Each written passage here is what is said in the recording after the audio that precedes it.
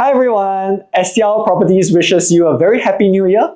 恭喜恭喜! Wishing all our viewers a prosperous and healthy new year. I'm Boren. And this is Xingyi, and we are from STL Properties. In today's video, we will be sharing with you our observations for 2024 and our property market predictions for 2025. We'll first talk about the private property market and what we are likely to observe in 2025, then about the HDB resale market.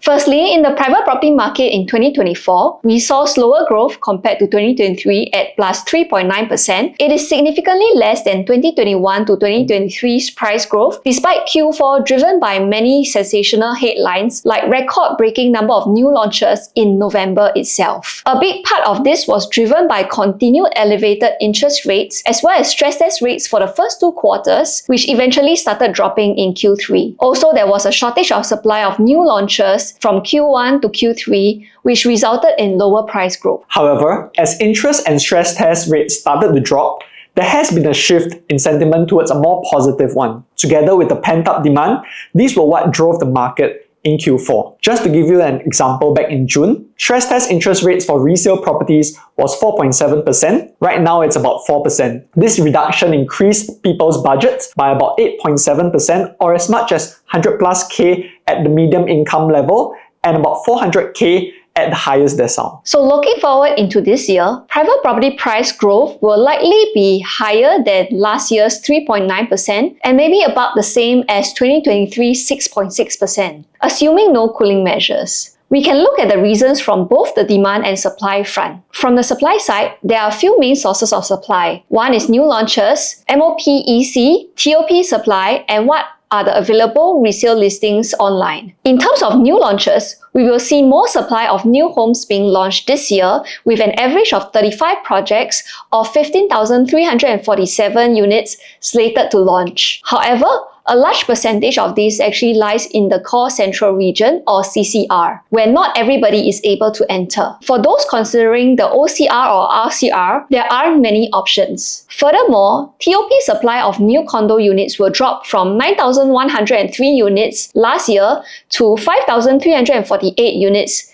this year. Buyers with limited choices will then have to look at the available listings on the resale market. All this will point to a generally limited supply in the market. Demand, on the other hand, will likely be stronger. Given the moderation of interest rates, HDB upgraders who are previously waiting at the sidelines may consider entering the market now. As income levels continue to rise in Singapore and household balance sheets remain healthy, people will continue upgrading in asset value, type or location. Of course, not to forget population growth each year, when newly minted citizens or PRs may consider buying their first property. A recent news article showed that Singapore family offices exceed 2,000 in 2024, up 43% since 2023, showing how we are emerging as one of Asia's principal hubs for management of the wealth of ultra-rich. If you want a copy of the data for your deeper understanding on the sources of demand driving the market, please do WhatsApp us at below link. Now, the only caution to these estimates would be if the government were to introduce cooling measures to curb sentiment in the market, especially if they make changes to borrowing capabilities such as the LTV or the TDSR. Then price growth should be closer to 2024's price growth. However, it seems from a recent media interview with MMD Minister Desmond Lee, the government might wait a while more for current cooling measures to work through the market first, while also being cautious of overcorrecting the market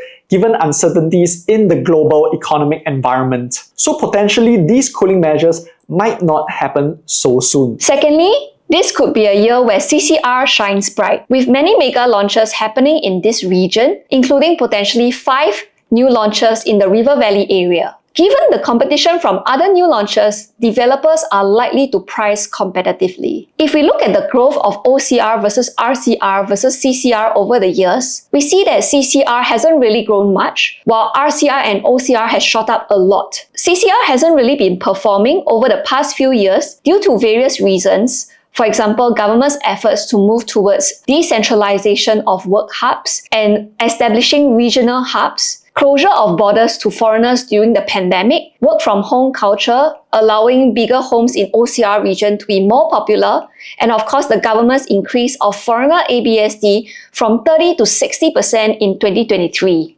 Based on historical average premiums, CCR has an average premium of 81% over OCR and 44% premium over RCR. However, today's average OCR new launch is priced at 2164 PSF and RCR priced at 2670 PSF. If today's CCR new launches are priced at 3000 PSF, it is but a 12% premium over RCR and 39% premium over OCR. Could this then be an opportunity for those who have the budget and are looking to enter into the CCR? Of course, identifying the right project and location with strong demand are still important. For that, do speak with either of us to learn more about how we identify projects with strong attributes. On the resale HDB front, resale prices have grown 9.3% in 2024, almost twice that of 2023's growth rate of 4.9%. This is primarily due to a decline in the number of resale flats hitting their 5-year MOP mark, resulting in fewer units being offered for sale. As we hit a 10-year low of 7,454 MOP units this year, we expect HDB prices to continue on its upward trend. While there is an increase in BTO supply post-COVID with the government's commitment to deliver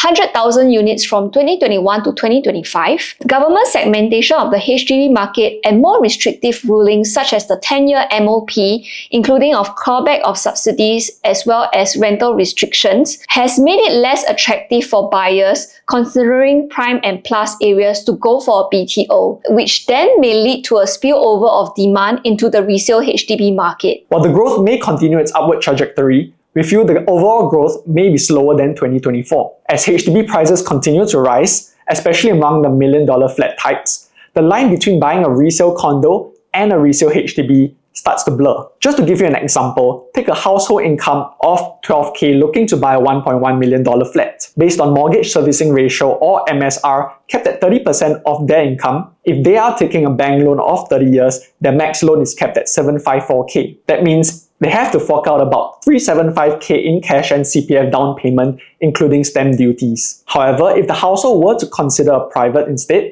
they can use 55% of their income in consideration of their loan amount. Hence the ability to increase to $1.38 million. With just a little cash top up to $390,000, they could actually purchase a $1.4 million private property, which could potentially be in the range of a 2-bedder at the city fringe or 3-bedder in the OCR. Hence, it may not seem realistic for the HDB market to continue at this 9.3% price growth. And just to give you some perspective, the pre-COVID 20-year HDB average growth was just about 2.6% per annum. Today, we have managed to cover a bit of our predictions for the private property market as well as the public housing market in 2025. Feel free to get in touch with us via the links below if you would like to understand more about the market and what this means for your property journey. If you like this content, please help us by liking this video and subscribing to our channel. Thank you very much and wishing everybody a very hot 2025.